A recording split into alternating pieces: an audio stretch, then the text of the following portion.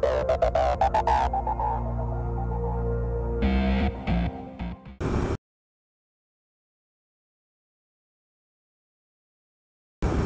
hello everybody there on YouTube. Actually, I'll try that again. Ha. Hey, my YouTube fans.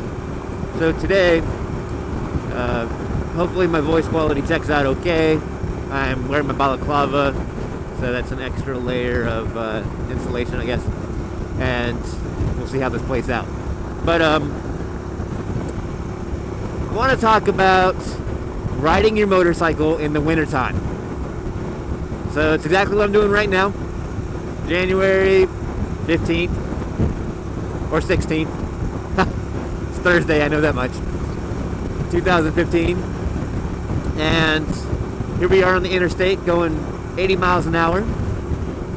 So I'll see if I can find a wind chill chart and put it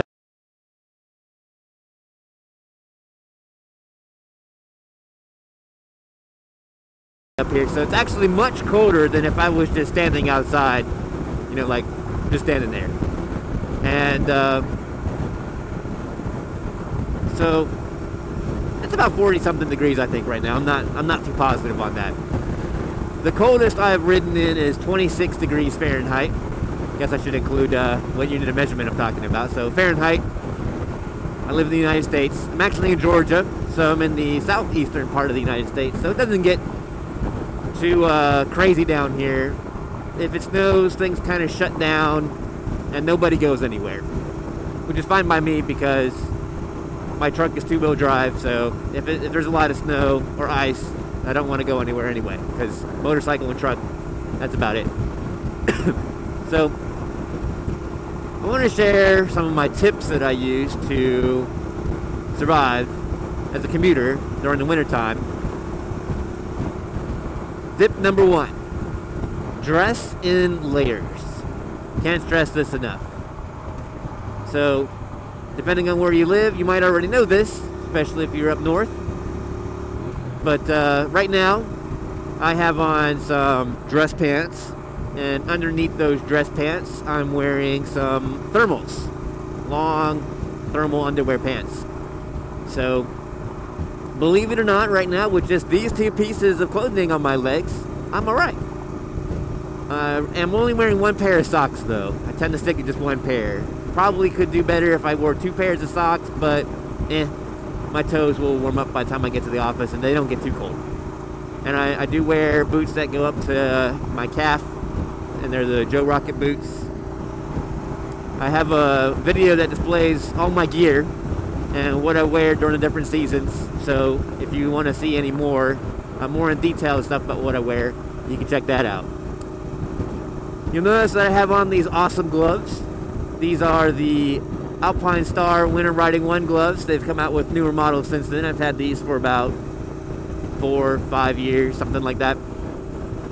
Actually, maybe longer than that. And they are awesome.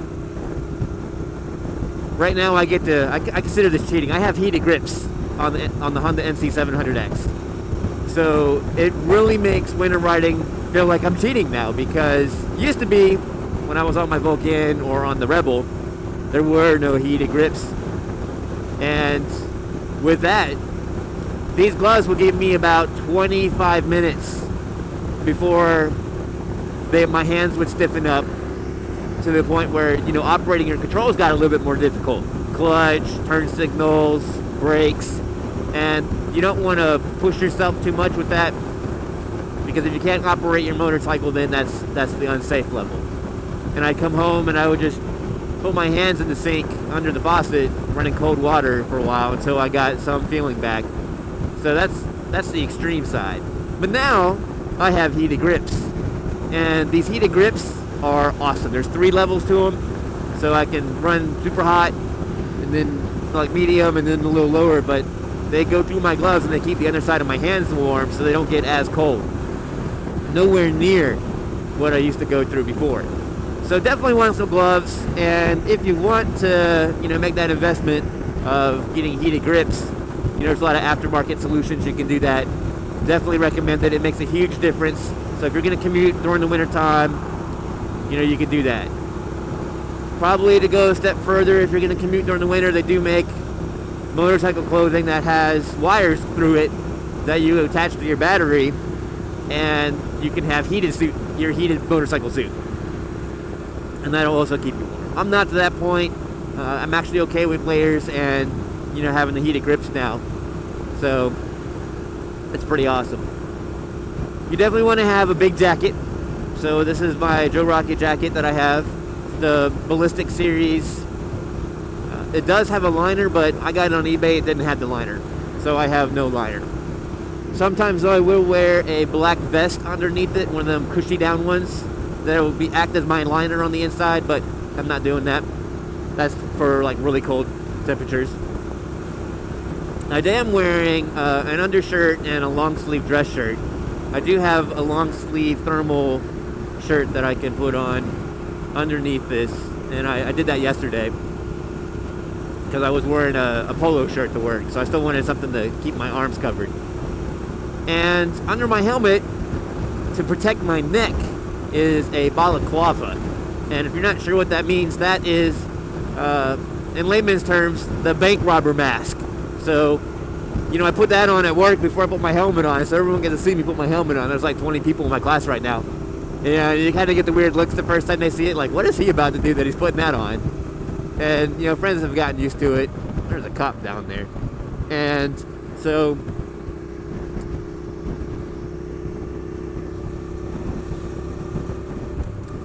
with that said, you definitely want something to protect your neck. I wear a full face helmet. That's what my camera's attached to. It's a full face. And, I've seen, there's a guy I used to work with. He rode a Harley into work. He did the half helmet, big, like aviator goggles, like you might see a World War II pilot wearing, and a really big scarf. So that was his methodology for keeping warm during the cold days. And I think he only had like 5 minutes to get to work, so that wasn't too bad for him. But that's what he did. But so far I found that wearing my full face helmet, that's going to protect my entire head, and my neck is exposed between the helmet and the jacket. So that's where the balaclava comes in. It hits my neck, covers up my neck, so that all this cold air doesn't get on my neck. It goes around it, and so my neck is much better. Something that you can outfit to your bike is a windshield. They do have thinner windshields that don't have as much width to them or height, and those are just like your regular windshields, like this guy right here. They do make a lot of winter style windshields, which actually are much larger, and a lot of them come out to act as the handguards here on my bike. I don't know how well you can see that right now. And those will allow your hands to stay a little warmer because the cold air won't get directly to your hands. I got to open up my face shield a little bit because I'm starting to talk and I'm not moving, so I get fog buildup. I had to stop doing vlogs when I had the NC700X camera because that was inside my helmet, so you can imagine the fog.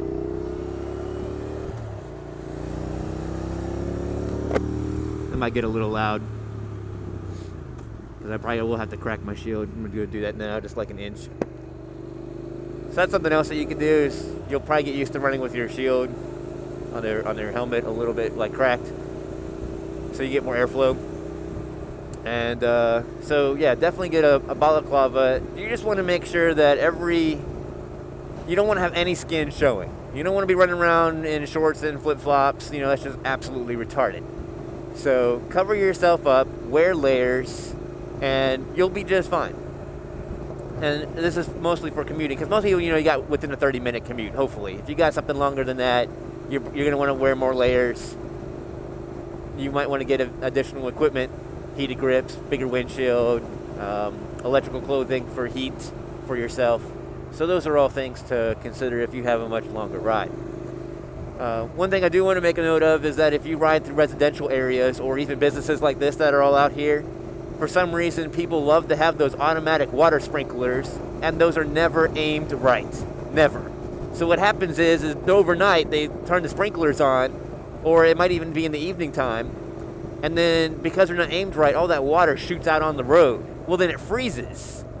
And then the next morning, you have these sections of frozen water randomly scattered throughout the residential neighborhood or through a business neighborhood.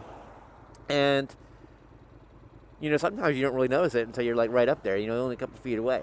So if you happen to go over those, which I've done in the past, you just don't make any changes. Don't change your gears. Just ride it out. Go straight.